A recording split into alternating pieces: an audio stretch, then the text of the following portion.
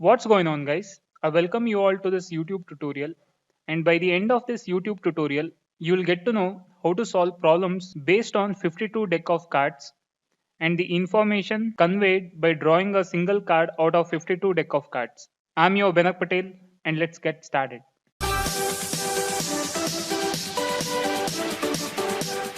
Here is a problem statement on 52 deck of cards, and before we start to go through the problem statement, let's assume a situation wherein let's consider this to be you, and right now you have been blindfolded, and because you are blindfolded you cannot see anything, and right now along with you is your friend who will offer you 52 deck of cards,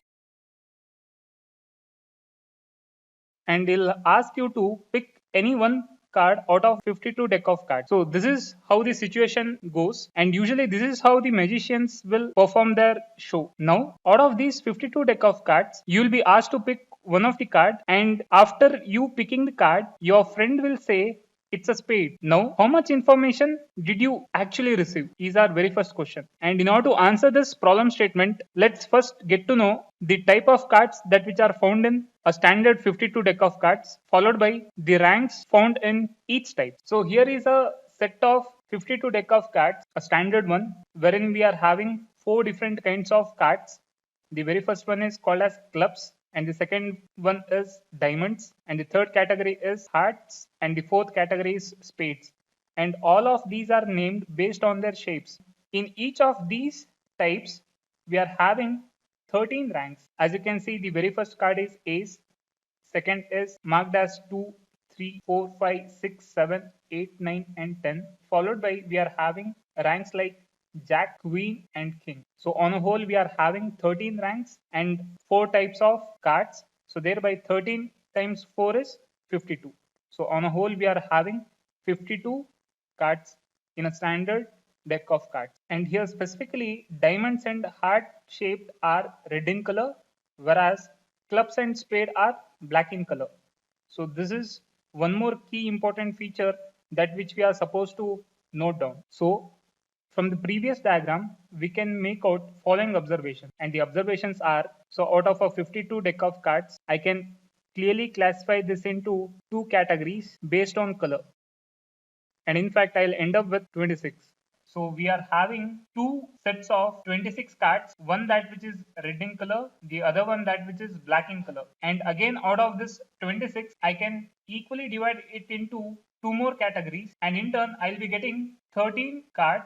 So right now I can have 13 cards that which are of diamond shaped, 13 more cards that which are heart shaped, and these 2 cards are red in color. In a similar way, out of black colored cards, I'll have 13 cards that which are club shaped and 13 more cards that which are spade shaped. And out of 13 cards of each type, I'm having 13 ranks. So starting from ace, 2, 3, 10, I'm having 3 more ranks, Jack, King, and Queen. So on a whole, we are having 13 ranks in each type of cards. So this is the information that which we can draw from our previous picture. Now let's get back and look at our problem statement again, and let's try to solve our problem. So in our very first problem statement, we have been told that it's a spade. So because we are right now blindfolded, we got to see how much information this statement is conveying. If I were to look at probability of me drawing a spade, what is this equal to?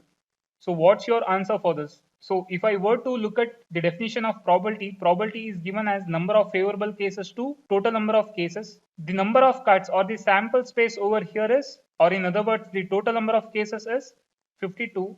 Out of this 52, how many such spades can be found? The number is 13. The number is 13. So thereby we are having exactly 13 favorable cases out of 52 cards, and this is the probability of me drawing a spade blindfolded. So this is P of S.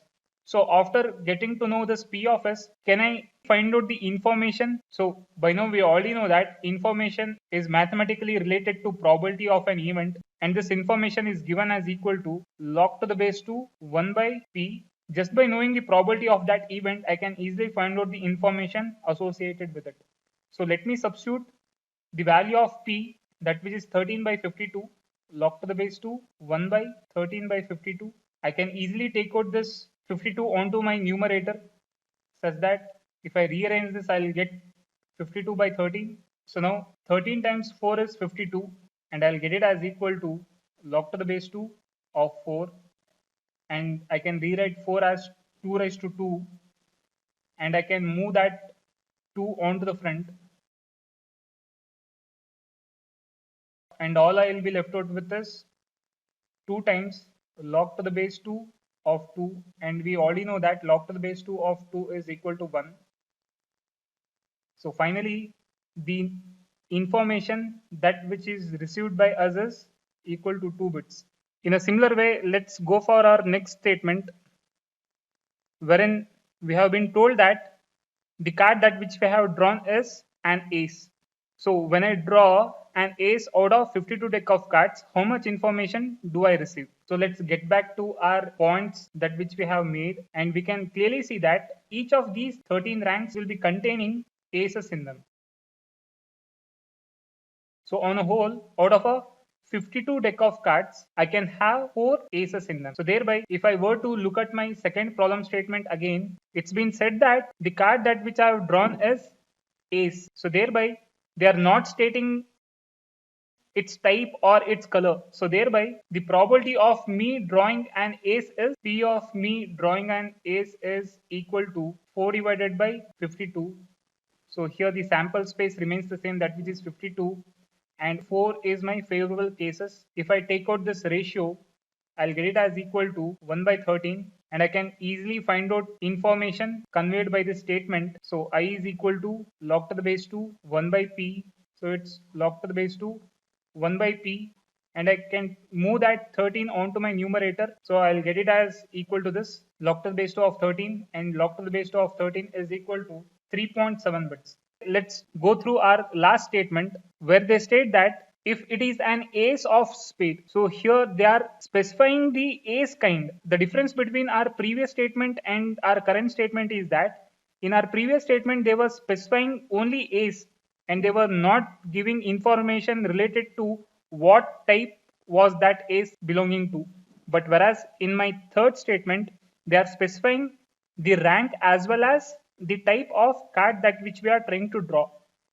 So thereby, I can easily make out the probability of this event, that which is me drawing specifically an ace that which belongs to spade kind. So thereby, here probability of my third statement would be I can have only one ace that which belongs to spade type.